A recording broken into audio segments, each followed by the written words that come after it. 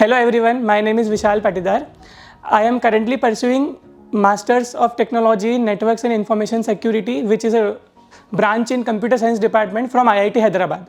I am a self-sponsored student and I would like to thank ma'am and all the Get It Zeal community to give me a chance to interact with all of you. So I am basically here to tell you that even if your GATE exam went poor you need not to worry. मेरा भी gate exam मैंने बहुत अच्छी preparation करने के बाद भी okay ही गया था। मतलब ऐसी रैंक थी कि मुझे अच्छे एनआईटीज़ में एडमिशन मिल सकता था। कुछ आईआईटीज़ तो गेट के थ्रू टीए प्रोग्राम नहीं मिलने वाला था मुझे, मगर एनआईटीज़ में एडमिशन मिल जाता। तो फिर मैंने जब एग्ज़ाम हुई उसके बाद कुछ कॉलेजेस एक्सप्लोर करे कि विदाउट गेट कहाँ अप्लाई किया जा सकता है। तो मैंने हर एक कॉलेज की वेबसाइट में बहुत अवेयर था। एग्ज़ाम देने के बाद 1 से 2 महीने 3 महीने जब कॉलेजेस एग्ज़ाम होने के बाद फॉर्म्स रिलीज़ करते हैं अपने, तब मैं बहुत अवेयर था सारे अदर मोड्स ऑफ एडमिशन जो गेट के अलावा होते हैं उन सब के लिए। तो मैंने उनकी वेबसाइट्स विज़िट करी थी और तब मैंने फाइंड किया था कि सेल्फ स्पॉन्सर्ड करके कोई एक चीज़ होती है जिसके थ्रू भी एडमिशन मिलता है। तो वो मैंने देखा था कि आईआईटी हैदराबाद और जोधपुर में ही होती है। सिर्फ मेरे टाइम पे ऐसा हुआ था और अब तो शायद बहुत सारे कॉलेजेस ने स्टार्ट कर दिया, जो कि ये सब है, आप देख सकते हैं। IIT Patna, IIT Kanpur, IIT Mandi, IIT Jammu, Jodhpur, Hyderabad and triple IT Hyderabad also. तो ये सारे आईआईटीज़ और ट्रिपल आईटी हैदराबाद है जो सेल्फ स्पॉन्सर्ड प्रोग्राम्स करवा रहे हैं इस साल से। और कुछ एनआईटीज़ भी होते हैं जो सेल्फ स्पॉन्सर्ड कराते हैं, जैसे कि एनआईटी वारंगल, सूरतकल। तो उनकी आप वेबसाइट विजिट कर सकते हैं। तो ये तो हो गया कि कहाँ आप अप्लाई कर सकते हैं। और भी शायद कोई कॉलेजेस अपने फॉर्म रिलीज़ करेंगे, तो आप उनकी वेबसाइट कंटिन्यूसली विजिट करते रहिए अभी के लिए। ये बहुत एक ज़रूरी टास्क होता है जो आपको एग्ज़ाम होने के बाद करना होता है। तो basically what you have to do is हर दिन आप हर एक कॉलेज की वेबसाइट विजिट करें। जो आपको पता है आप लिस्टिंग निकाल सकते हैं, कहाँ के प्लेसमेंट्स कैसे हैं, कौन से कॉलेज में अप्लाई किया जा सकता है। आप और जो मेंटर्स है गेट इट ज़ील में उनसे कनेक्ट कर सकते हैं, वो बहुत अच्छा गाइड करेंगे आपको। तो उन्हें पता है कि कौन से कॉलेजेस हैं जहाँ से अच्छे प्लेसमेंट्स होते हैं, कहाँ कैसा माहौल है, कहाँ कैसा रिसर्च है। तो उसके अकॉर्डिंग आप सिलेक्ट कर सकते हैं कि कहाँ आपको जाना है। तो ये सारे कॉलेजेस सेल्फ स्पॉन्सर्ड होते हैं। इसके अलावा बिट्स कॉलेज होता है, वो अपनी अलग से एग्ज़ाम करवाता है। ट्रिपल आईटी हैदराबाद अलग से एग्ज़ाम करवाता है।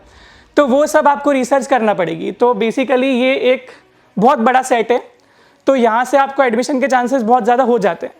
एक तरह से लाइक इन सबको सम अप किया जाए तो अराउंड 300 to 500 सीट्स होंगी ये सब।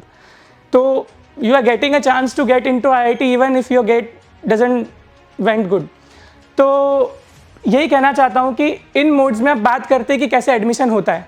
तो सेल्फ स्पॉन्सर्ड एक ऐसी कैटेगरी होती है जो फॉर एग्जाम्पल जो गेट नहीं दिया हुआ बंदा होता है, वो भी अगर गेट देना मतलब बिना गेट दिए किसी आईआईटी में एडमिशन लेना चाहता है तो वो ले सकता है। पर उसके लिए जो गेट के सिलेबस होता है उसमें जो सब्जेक्ट्स होते हैं जो आप बीटेक में पढ़ते हैं, जैसे कि operating system, computer networks, CSO, COA, engineering mathematics, ये जो सारे सब्जेक्ट्स हैं, तो वो सारे सब्जेक्ट्स इसमें पूछे जाएंगे। तो इसमें ऐसा होगा कि आपको गेट नहीं भी दी है तो आपको गेट का सिलेबस पता होना चाहिए। तो दे विल बेसिकली जज you on the base of like कितना आपको आता है। वहाँ जैसे आईआईटीज़ में भी हैं, तो वहाँ पे सारे जो गेट में अपन सब्जेक्ट्स पढ़ते हैं, बीटेक में सब्जेक्ट्स पढ़ते हैं, उनके ही प्रोफेसर्स होते हैं। तो वो यही एक्सपेक्ट करते हैं आपसे कि जो एग्ज़ाम आपने दिया है या बीटेक में पढ़ा है, जो पास्ट आपने स्टडीज़ करी है, वो आपने कितना अच्छे से पढ़ा है। दैट शोज़ क्यूरियोसिटी कि आप कितना क्यूरियस थे पढ़ने के लिए। तो और उन्हें आप में एक चीज़ दिखना चाहिए इंटरव्यू में कि आप क्यों एमटेक करना चाहते हैं। चाहे आपका बैकग्राउंड बहुत अच्छा नहीं हो, आपने गेट एग्ज़ाम में बहुत बेकार भी रैंक है, तो आपको बिल्कुल भी चिंता करने की ज़रूरत नहीं है। इवन मेरे साथ जो गेट में अभी हैं बच्चे या फिर स्टूडेंट्स, तो उन लोगों की रैंक किसी की 10,000, किसी की 8,000, इवन 10,000 से भी ज़्यादा रैंक है। तो like rank doesn't play any role here. So you just need to do is aware रह के फॉर्म्स भरना है और जो गेट में आपने पढ़ा है उसको बहुत अच्छे से रिवाइज करना है। एंड आपको जैसे कि मशीन लर्निंग्स होती है, तो मशीन लर्निंग, आर्टिफिशियल इंटेलिजेंस, इनमें भी एडमिशन्स हो रहे हैं डोमेन्स। तो इसके लिए बीटेक में बहुत अच्छे से पढ़ते नहीं और गेट में भी चूँकि ये आता नहीं है, तो उसके लिए आप क्या कर सकते हैं कि जैसे आईआईटीज़ में मशीन लर्निंग के प्रोफेसर्स होते हैं, जैसे नेटवर्किंग के प्रोफेसर्स होते हैं, सिस्टम्स के प्रोफेसर्स होते हैं, एआईएमएल के डोमेन्स के लिए, तो वो आपसे बेसिक पूछ सकते हैं किसी किसी कॉलेजेस में। जैसे कि मैंने आईआईटी इंदौर का भी फॉर्म भरा था, that was not self sponsored, वो मैंने एमएस प्रोग्राम भरा था आईआईटी इंदौर का, तो वहाँ हुआ था मेरा इंटरव्यू। तो इंटरव्यू में प्रोफेसर जो मुझे मिले थे मेरे पैनल में, वो मेजॉरिटी मशीन लर्निंग के प्रोफेसर्स थे। तो उन्होंने मुझसे मशीन लर्निंग के बेसिक क्वेश्चंस पूछे थे, नॉट लाइक बहुत हार्ड क्वेश्चंस थे वो, बट बेसिक क्वेश्चन थे कि अंडर फिटिंग, ओवर फिटिंग, जो ओवरव्यू है उसका, या फिर जो बेसिक टर्मिनोलॉजीज है वो सब। तो मेरा मशीन लर्निंग लाइक मुझे बहुत बेसिक पता था, ऐसा कह सकते कि उस टाइम पे सिर्फ डेफिनेशन आती थी। तो ऐसा था कि मेरा आईआईटी इंदौर का तो इंटरव्यू नहीं निकला था, उसके अलावा मैंने जहाँ जहाँ भी फॉर्म्स भरे थे मेरा सारे इंटरव्यूज़ निकल गए थे, क्योंकि वहाँ मुझसे पूछा सिर्फ जो गेट में पढ़ा है वही गया था। जैसे कि अब मैं बताता हूँ, मैंने आईआईटी मंडी का फॉर्म भरा था, वहाँ आरए प्रोग्राम भरा था इंटेलिजेंट सिस्टम्स का, जो कि आर्टिफिशियल इंटेलिजेंस ही होता है। तो मेरा वहाँ का इंटरव्यू निकल गया था, उनमें उन्होंने मुझसे डेटा स्ट्रक्चर्स और अलजेब्रा के क्वेश्चंस पूछे थे। तो डेटा स्ट्रक्चर्स मेरा यहीं से पढ़ा था मैंने, काफ़ी अच्छा था, उस पर मैंने बहुत सारा टाइम भी इन्वेस्ट कर रखा था। तो नो डाउट मेरा इंटरव्यू बहुत अच्छा गया था, और इंटरव्यू देने के बाद ही मुझे पता था कि क्लियर हो जाना है, क्योंकि आप इंटरव्यू देने के बाद समझ सकते हो कि मेरा इंटरव्यू कैसा गया और होना है कि नहीं। तो बस इसके लिए एक ही की है कि आपको बहुत अच्छे से जो गेट में आपने सब्जेक्ट्स पढ़े उनको रिवाइज करना है, इसके अलावा कुछ भी नहीं पढ़ेंगे तो काम हो जाएगा। तो उन सब्जेक्ट्स को बहुत अच्छे से रिवाइज करें और बेफिक्र रहिए। आपकी रैंक बहुत बेकार या फिर एग्जाम अच्छी भी नहीं गई है तो ये 2 से 3 महीने का टाइम है, like this is very high time for you all guys. So you just need to sum up the GATE syllabus and like मैंने क्या किया था कि जैसे मेरा गेट का एग्ज़ाम था, तो उससे मैंने मैम से डिस्कस किया था जब मेरा रिजल्ट आया था। तो मुझे ये क्लियर हो गया था कि बहुत अच्छा आईआईटी मुझे गेट की रैंक से नहीं मिल सकता, बहुत अच्छा कि आईआईटी भी मुझे गेट की रैंक से नहीं मिल सकता। आरए प्रोग्राम्स कुछ आईआईटीज़ में मिल सकते हैं और एनआईटीज़ मिल सकते हैं कुछ अच्छे। तो फिर मैंने सोचा था कि लाइक सेल्फ स्पॉन्सर्ड प्रोग्राम्स भी होते हैं जो अच्छा आईआईटीज़ भी करवाता है, जैसे कि इस बार तो आईआईटी कानपुर भी करवा रहा है, पिछली बार इसने नहीं करवाया था। तो मैं अभी हूँ आईआईटी हैदराबाद में, तो लाइक इस लिस्ट में तो सेकेंड टॉप पे यही आईआईटी है।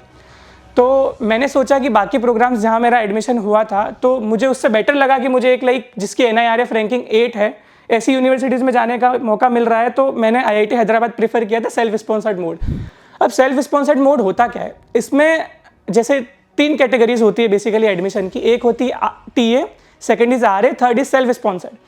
टीए में होता है कि वहाँ पे आपको टीचिंग असिस्टेंटशिप, मतलब टीचर के लिए आप असिस्टेंट बनते हो। टीचर का कोई सब्जेक्ट है, for example teacher operating system पढ़ा रहा है, वहाँ पे कंप्यूटर नेटवर्क्स पढ़ा रहा है, मैथमेटिक्स पढ़ा रहा है, तो you will be assistant there. तो उन टीचर के अंडर आप टीए रहते हो, और चूंकि आप काम करते हो टीचर के साथ तो इसलिए आपको असिस्टेंटशिप मिलती है। वो जो पैसा रहता है जो कहते हैं स्टाइपेंड, वो इस काम का मिलता है आपको। तो दैट इज़ कुछ 12,400 मिलता है टीए स्टूडेंट्स को, 12,400 रुपये। तो टीए में उनका ये काम रहता है कि इन्विजिलेट करना रहता है। जैसे जो सब्जेक्ट पढ़ा रहे टीचर उसमें जो बीटेक के स्टूडेंट्स हैं, तो एमटेक के कोई स्टूडेंट है तो उसको इन्विजिलेट करना है, उनकी कॉपीज़ चेक करना है, जो टीचर उन्हें असाइनमेंट्स देना है वो खुद देते हैं, वो उन्हें खुद करना है और फिर उनके चेक भी करना है। तो this all work is of TAs. And after that category comes which is RA. RA में ऐसा होता है कि प्रोफेसर्स जो होते हैं वो पर्टिकुलर किसी डोमेन में रिसर्च कर रहे होते हैं। तो जैसे कि उनके डोमेन्स हुए blockchains, machine learning, artificial intelligence, जो भी डोमेन होगा उसमें उनकी रिसर्च चलती है। तो जो आरए स्टूडेंट्स होते हैं वो उनमें उनकी हेल्प करते हैं। जैसे ही कॉलेज स्टार्ट होता है उन्हें एक प्रोफेसर असाइन हो जाता है जिसके अंडर उन्हें रिसर्च करना पड़ता है। और रिसर्च करना मतलब आपको बहुत सारे रिसर्च पेपर पढ़ना होंगे और उन्हें इम्प्लीमेंट करना होंगे, या फिर टीचर जिस प्रोजेक्ट पे काम कर रहे होंगे वो आपको सीखना पड़ेगा और उसको इम्प्लीमेंट करना पड़ेगा, और उसमें लाइक नॉवेल्टी अचीव करो या something like that. You just need to assist teacher basically in their research work. That is RA program. And third category is self-sponsored. उसमें आपको स्टाइपेंड नहीं मिलता है चूंकि आप टीचर की कोई हेल्प नहीं करते हो, तो उसमें असिस्टेंटशिप नहीं आती है आपकी, तो उसमें कोई स्टाइपेंड नहीं मिलता है। और इवन सेल्फ स्पॉन्सर्ड प्रोग्राम में आपकी फ़ीस भी ज़्यादा रहती है। और ज़्यादा रहती है का मतलब ऐसा है कि जो टीए और आरए प्रोग्राम्स की फ़ीस रहती है उससे बहुत ज़्यादा होती है, बहुत ज़्यादा इन द सेंस कि 6 लाख से 12 लाख के बीच में वेरी करेगी आपकी फ़ीस। तो जैसे मेरी आईआईटी हैदराबाद में फ़ीस है 12 लाख रुपए 2 साल की, पूरे एमटेक प्रोग्राम की फ़ीस बता रहा हूँ मैं ये। तो हाँ, मैंने आईआईटी जोधपुर का भी फॉर्म भरा था, इसमें भी सेल्फ स्पॉन्सर्ड में मेरा हुआ था, उसमें मेरी फ़ीस थी कुछ 9 लाख 2 साल की। तो ऐसे वेरी करती है फ़ीस का, तो आपको ही चेक करना पड़ेगा। You just go visit their websites and check कि कितनी फ़ीस है, क्या क्या एलिजिबिलिटी क्राइटेरियाज है, ये आप उनकी वेबसाइट को थॉरोली पढ़ो तो वहाँ आपको बहुत क्लियर हो जाएगा कि क्या क्या उनकी कैटेगरीज हैं एडमिशन की, क्या क्या एलिजिबिलिटी क्राइटेरिया हैं, और जहाँ जहाँ आप एलिजिबल हो सब जगह अप्लाई करो। This 2 months are very high, like honestly saying कि आपको टेंशन लेने की बिल्कुल ज़रूरत नहीं है। मुझे भी आपके जैसा ही फील हो रहा था जब मेरी एग्ज़ाम हुई थी कि लाइक मैंने मेहनत भी करी थी, बहुत सारी पढ़ाई करी थी, उसके बाद भी मेरा सेटिस्फैक्ट्री रिजल्ट नहीं आया था।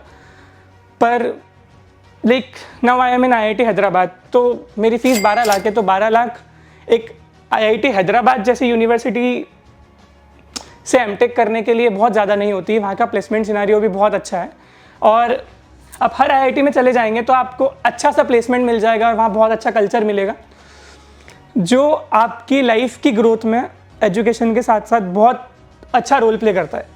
तो ये है सेल्फ स्पॉन्सर्ड के बारे में जो आपने सुना, और मुझे लगता है कि सेल्फ स्पॉन्सर्ड एक अच्छा प्रोग्राम है, इसमें आपको रजिस्टर डेफिनेटली करना चाहिए। और जो इंटरव्यूज़ होंगे, किसी कॉलेज में 1 राउंड होगा, किसी कॉलेज में 2 राउंड होगा, तो उनमें वो सारा गेट में जो पढ़ा है आपने वही पूछने वाले हैं। So definitely you need not to worry, और आप इन सब कॉलेजेस की वेबसाइट विजिट करिए और देखो कि आपका एलिजिबिलिटी क्राइटेरिया मैच कर रहा है कि नहीं। अगर कर रहा है तो आप डेफिनेटली अप्लाई करो, एंड आई विश कि everyone of you will be in any good IITs or any good institute, definitely. So be free, focus होके फॉर्म अप्लाई करो। आप डरोगे, चिंता करोगे, एग्जाम बेकार गई है, तो उससे कुछ होना नहीं है और आपका टाइम वेस्ट हो रहा है। पहले फॉर्म भरो, अभी से ही चालू कर दो, एक लिस्ट बना के रखो प्रॉपर ऑर्गेनाइज वे में कि लाइक ट्रैक होना चाहिए आपका कि कौन से कॉलेज का फॉर्म कब रिलीज हुआ है, आपने किन किन में अप्लाई किया है, और किन किन का कब रिजल्ट्स आ रहे हैं, इंटरव्यू के कॉल कब आने वाले हैं, उसका पूरा ट्रैक होना चाहिए आपके पास। एक एक्सेल शीट मेंटेन करो अभी के लिए, तो that would be best thing you can do. मैंने ऐसा ही किया था, तो मुझे हर एक कॉलेज का ट्रैक था कि किसकी डेडलाइन कब है, मैं प्रॉपर मार्क करता था, use colours in Excel sheets, तो मुझे पूरा ट्रैक रहता था, मैं हर दिन उसको विजिट करता था। और अभी मेल चेक करते रहना, लाइक बहुत सारे यूनिवर्सिटीज़ उस पर भी इन्फॉर्म करती है आपको, आप अप्लाई करते हो तो ये सब करो, और गेट का सिलेबस रिवाइज करो इनके इंटरव्यूज़ के लिए, और निकल जाएगा डेफिनेटली। बहुत अच्छा प्रोग्राम है सेल्फ स्पॉन्सर्ड, जो आपको मौका देता है गेट बिगड़ने के बाद भी IITs में जाने का। तो यू शुड ट्राई दिस। तो बस इतना ही कहना चाहूँगा। Good wish to all of you.